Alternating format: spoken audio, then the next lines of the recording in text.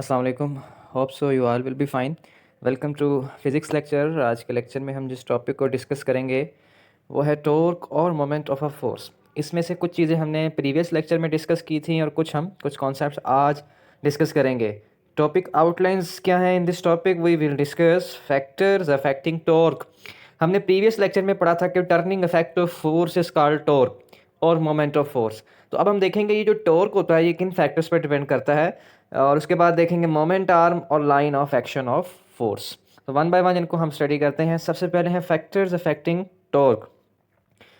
Late us study the factors on which the torque और moment of force depend. Torque कह लें या moment of force कह लें, दोनों एक ही चीज़ के नाम है। You might have seen that mechanic usage a spanner. मैं आपको डायग्राम में दिखाऊंगा। एक स्पैनर, एक रेंच जो होता है, जो हम किसी भी नट को टाइट या लूज़ करने के लिए, ओपन या क्लोज करने के लिए यूज़ करते हैं। स्पैनर आप देख रहे हैं, तो इसी का रेफरेंस दिया हुआ है इस पैराग्राफ में। You might have seen that a mechanic use a spanner as shown in figure to loosen or tighten a nut or a bolt. A spanner having a long arm helps him to do it with greater ease than one having short arm. तो आप इस diagram में spanner को देखिए। एक spanner है जिसकी length ज़्यादा है, जो बड़ा स्पैनर है, यानी ये वाला स्पैनर बड़ा है, इसकी लेंथ ज़्यादा है, और ये छोटा है, इसकी लेंथ कम है। तो वो ये बता रहे हैं कि जब बड़ी लेंथ वाला स्पैनर यूज़ करेंगे ना, तो उससे आसानी से नट ये बोल्ट ओपन टाइट या लूज़ हो जाता है। इसी तरह से अगर आप छोटी लेंथ वाले स्पैनर को यूज़ करेंगे तो उससे थोड़ा मुश्किल से ओपन या लूज़ या टाइट होता है। तो ये ऐसा क्यों है, इसको हम डिस्कस करेंगे अब। तो it is because the turning effect of force is different in two cases. जो टर्निंग इफेक्ट है, देखें, जब आप स्पैनर को मूव करते हैं नट को टाइट या लूज करने के लिए, तो आप उसको टर्न कर रहे होते हैं ना, वहाँ टर्निंग इफेक्ट फोर्स का प्रोड्यूस हो रहा होता है। तो जैसे कि डायग्राम में आप देख सकते हैं कि फोर्स डाउनवर्ड है दोनों केसेस में। तो आप अगर एक नट को लूज कर रहे हैं या टाइट कर रहे हैं, तो दोनों दोनों केसेस में आप क्या करते हैं, उसको उसके टॉर्क वहाँ प्रोड्यूस हो रहा होता है। तो it is because turning effect of force यानी टॉर्क वहाँ डिफरेंट होता है। The moment produces bye a force using a spanner of longer arm is greater than the torque produced by same force but using a spanner of shorter arm. तो जिसकी length ज़्यादा है, arm जिसकी longer है, जिस spanner की, वहाँ torque ज़्यादा प्रोड्यूस होगा बनिस्बत उसके जिसकी लेंथ स्मॉल है। तो आप उतनी ही फोर्स अप्लाई कर रहे हैं दोनों केसेस में, दोनों सूरतों में। देखें, यहाँ पे भी फोर्स उतनी ही अप्लाई हो रही है और यहाँ पे भी उतनी ही है, लेकिन यहाँ इस केस में टॉर्क ज़्यादा प्रोड्यूस हो रहा है। क्यों? क्योंकि इसकी जो लेंथ है वो ज़्यादा है। इसी लेंथ को हम मोमेंट आर्म भी कहते हैं, जो कि हम आगे चलकर पढ़ेंगे। और इसकी मोमेंट आर्म या इसकी लेंथ छोटी है या कम है, जिसकी वजह से यहाँ भी फोर्स तो इतनी ही लग रही है, लेकिन यहाँ जो टॉर्क है वो कम प्रोड्यूस हो रहा है। आगे बढ़ते हैं। मोमेंट आर्म, अभी मैंने आपको बताया मोमेंट आर्म क्या होता है। मोमेंट आर्म को अब हम डिफाइन कैसे करेंगे? The perpendicular distance from an axis to the line of action of force. यानी जिस लाइन पे फोर्स अप्लाई हो रही है, जिस लाइन से line of action of force है, वहाँ से लेकर उसके एक्सिस तक का जो परपेंडिकुलर डिस्टेंस है उसको मोमेंट आर्म कहते हैं। ये बुक वाली डायग्राम मैंने पेस्ट की है, इसको भी देख लें, और मैं कुछ और डायग्राम्स के जरिए से आपको इसका कंसेप्ट बताता हूँ। इसमें ये देखिए कि ये line of action of force है, जहाँ से आप फोर्स अप्लाई कर रहे हैं टर्निंग इफेक्ट प्रोड्यूस करने के लिए। और ये जो एक्सिस ऑफ रोटेशन है किसी बॉडी का, हमने प्रीवियस लेक्चर में पढ़ा था कि वो एक्सिस जिसके गिर्द वो बॉडी रोटेट करती है, इसके और line of action of force के दरमियान जो परपेंडिकुलर डिस्टेंस है, that is called moment. Perpendicular distance का मतलब क्या है? What is meant by perpendicular distance? जो कि 90 डिग्री के एंगल पे है, किसके साथ? एक्सिस ऑफ रोटेशन से भी और इस फोर्स से भी, line of action of force से भी।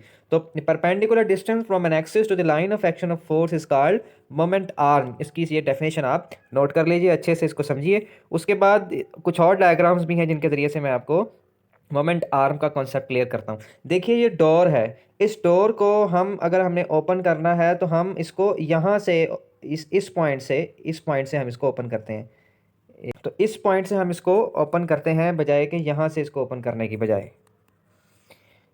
तो ये आप देख रहे हैं, ये वर्टिकल एक्सिस है। मैं ये कह रहा था कि हम डोर को इस पॉइंट से ओपन करते हैं, यहाँ से ओपन करते हैं, ना कि यहाँ से। तो यहाँ से ओपन जब हम करते हैं इसको, तो यहाँ हम फोर्स अप्लाई कर रहे होते हैं, यहाँ टर्निंग इफेक्ट प्रोड्यूस करते हैं, या नॉब को जब हम घुमाते हैं। तो ये जो है वर्टिकल एक्सिस है, ये इसकी वर्टिकल एक्सिस है। यहाँ इसकी वर्टिकल एक्सिस से, इसकी एक्सिस ऑफ रोटेशन से यहाँ तक का जो डिस्टेंस है, ये यहाँ तक का डिस्टेंस, यहाँ हमने फोर्स अप्लाई की है, फोर्स यहाँ तक का जो डिस्टेंस है, ये बेसिकली मोमेंट आर्म है। और ये देखिए ये फोर्स यहाँ अप्लाई कर रहे हैं, ये एक्सिस ऑफ रोटेशन है, हिंग्स जो हैं, जो जहाँ से डोर जो है वो उसकी बेस है। और यहाँ इसके और इसके दरमियान का जो ये फासला है, डेट इज़ मोमेंट आर्म। यहाँ से भी, इस डायग्राम से भी आप समझ सकते हैं, ये जो है बेसिकली, ये बेसिकली क्या है, ये एक्सिस है, ये यहाँ फोर्स अप्लाई करेंगे आप एफ, और ये दरमियान में इनके जो डिस्टेंस है, ये मोमेंट आर्म है। ये मोमेंट आर्म जितना ज़्यादा हो ना, उतना ही ज़्यादा टॉर्क प्रोड्यूस होता है, और जितना कम हो मोमेंट आर्म, उतना कम टॉर्क प्रोड्यूस होता है। तो अब हम नेक्स्ट देखते हैं, line of action of force. Line of action of force क्या है, अगेन उसी डायग्राम को देखिए।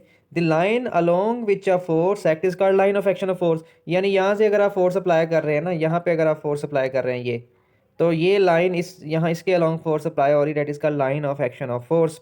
इन डायग्राम 4.12, ये जो मैंने आपको पेश करके दिखा रहा हूँ, लाइन बी सी, ये वाली लाइन जो है, ये वाली line B C is a line of action of force, क्योंकि फोर्स इस लाइन के लॉन्ग अप्लाई हो रही है ना, यहाँ पे ये देखिए, that is called line of action of force. और मोमेंट आर्म अभी हम पढ़ चुके हैं, the perpendicular distance between axis of rotation, ये axis of rotation and the line of action of force के दरमियान जो परपेंडिकुलर डिस्टेंस है, ये मोमेंट आर्म कहलाता है। ये मैं बता चुका हूँ आपको। It is represented by distance L, ये जो एल है इसकी रिप्रेजेंटेशन है। द टॉर्क और moment of a force depend upon the factor force. अब टॉर्क फोर्स पर भी डिपेंड करती है, मोमेंट आर्म पर भी डिपेंड करती है। यानी कितना टॉर्क प्रोड्यूस हो रहा है किसी बॉडी में, डिपेंड्स अपॉन आप कितनी फोर्स उस पर अप्लाई कर रहे हैं, और ये डिपेंड्स अपॉन कि उसका मोमेंट आर्म कितना है। मोमेंट आर्म बड़ा होगा, ज़्यादा टॉर्क प्रोड्यूस होगा। फोर्स ज़्यादा होगी, ज़्यादा टॉर्क प्रोड्यूस होगा। मोमेंट आर्म कम होगा, कम टॉर्क प्रोड्यूस होगा। मोमेंट आर्म ज़्यादा होगा तो ज़्यादा टॉर्क प्रोड्यूस होगा डेफिनेटली। तो यानी स्पैनर के एग्जाम्पल में हमने देखा था, स्पैनर के एग्जाम्पल में आपको दिखाता हूँ, उसमें हमने ये देखा था कि देखिए ये आपकी line of action of force बन जाएगी, ये देखें लाइन बी सी को कहा था, ये आपका एक्सिस ऑफ रोटेशन हो जाएगा। और ये जो इनके दरमियान परपेंडिकुलर डिस्टेंस है ना, ये बेसिकली मोमेंट आर्म है, जिसको हम एल से शो कर रहे हैं। ठीक है, ये line of action of force है, ये एक्सिस ऑफ रोटेशन है, ये मोमेंट आर्म है। और इसका मोमेंट आर्म ज़्यादा है और इसका मोमेंट आर्म कम है। सो यहाँ इस वाली डायग्राम में, इसमें यहाँ पे ज़्यादा टॉर्क प्रोड्यूस होगा। क्यों? क्योंकि मोमेंट आर्म ज़्यादा है। और यहाँ कम टॉर्क प्रोड्यूस होगा। क्यों? क्योंकि मोमेंट आर्म यहाँ पे कम है, उसकी वैल्यू स्मॉल है। तो ये कॉन्सेप्ट है फैक्टर्स, ये वो फैक्टर्स हैं जिस पर टॉर्क जो है वो डिपेंड करता है, कितनी फोर्स अप्लाई कर रहे हैं और कितना मोमेंट आर्म है। So this is about today's lecture. Thank you so much.